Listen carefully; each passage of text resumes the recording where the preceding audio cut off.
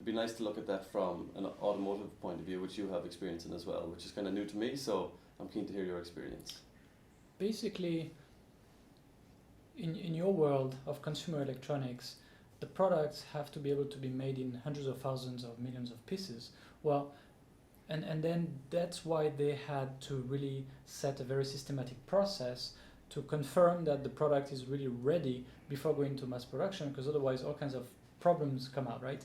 Well, same idea with automotive parts, because when you are General Motors, Volkswagen, whatever, it's the same issue for all of them.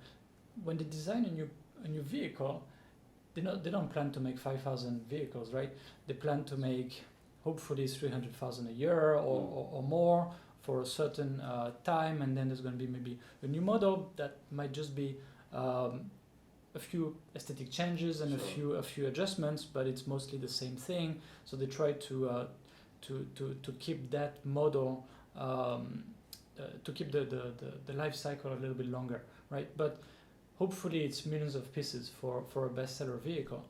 And when you think about that, in a typical car, you have 4,000 to 6,000 parts. And some of them are very simple, some of them are actually very elaborate.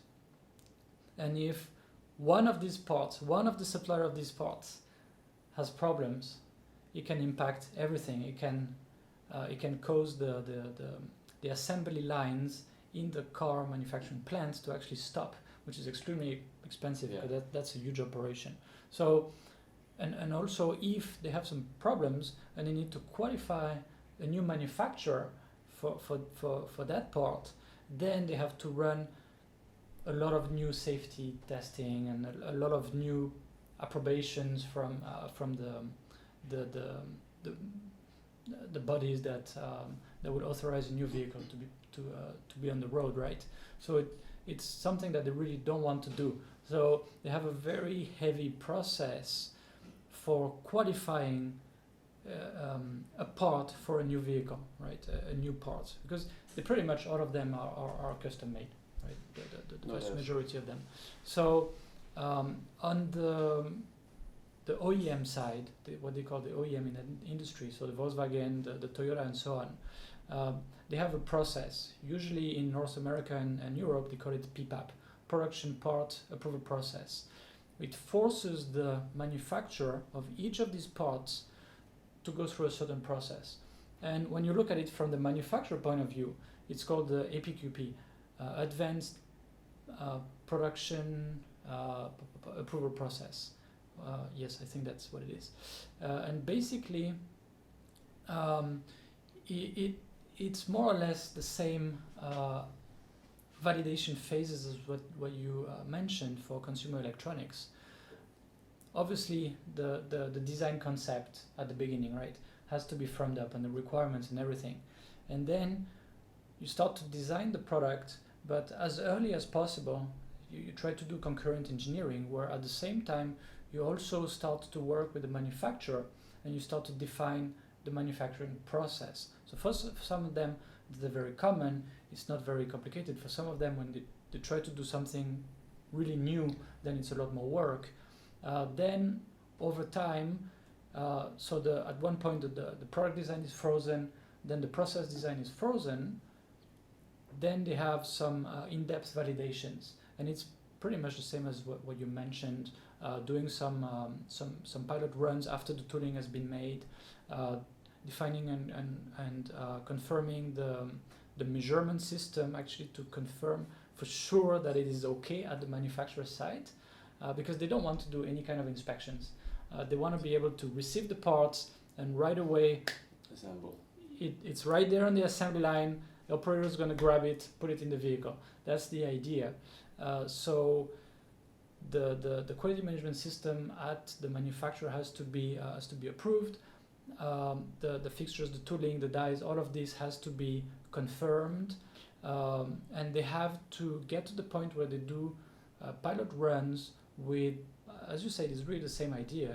At a high level, the operators are trained, all the tooling is in place, the testing stations are in place, and it runs at rate. So with a high percentage of good pieces and the right number of pieces per hour, because they actually have to prove that they are able to make, you know, X pieces per hour, let's say, you know, good pieces only. The other ones don't count, and that the bad pieces obviously are cut. It's really very important that no bad pieces are sent to the to the plant where the vehicles are assembled, because otherwise it's extremely costly.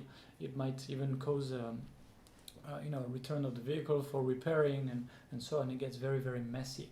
So to get to the point where they have a high rating on the JD Power, that's the typical consumer satisfaction rating, they have to make sure that not only the design of the vehicles is good, they pick the right components, the right processes and so on, but also the manufacturing of the parts and of the vehicle is at a very high capability rate, right? So that's in a nutshell. I don't want to go very deep into it, but they have a way to frame it for the manufacturer, and if the manufacturer does all of these things right, they have all of the outputs that are then validated on the buyer side. They really have the PPAP process is very structured, and they approve one by one all of these things. So what happened with a lot of low-cost Asian manufacturers is that they will make up the paperwork that is sent and confirmed by their customer, and that causes a lot of issues. So again, good manufacturer, bad manufacturer, that makes a lot of difference, of right? But the big the overall idea with a lot of especially the American car makers, is that they want to work with suppliers that are responsible and accountable. And if they messed up in their PPAP and they didn't do things the right way, they will have to go through hell. They will ship the parts by plane. It will be extremely costly. They will, they will have to pay for a bunch of inspectors to be there all the time, and that's how they policy it. It can be a bit nasty, but that's the overall philosophy, and that's what teaches the manufacturers to be very careful about what they do. I guess right? the reward must outweigh the risk, right? So doing business properly is going to be more beneficial than doing it the fast way and then having to redo it and pay the price. Yes, and most of the time the margins are tight, and yes, the stick is very painful. So that's the way it's policed in that industry mostly.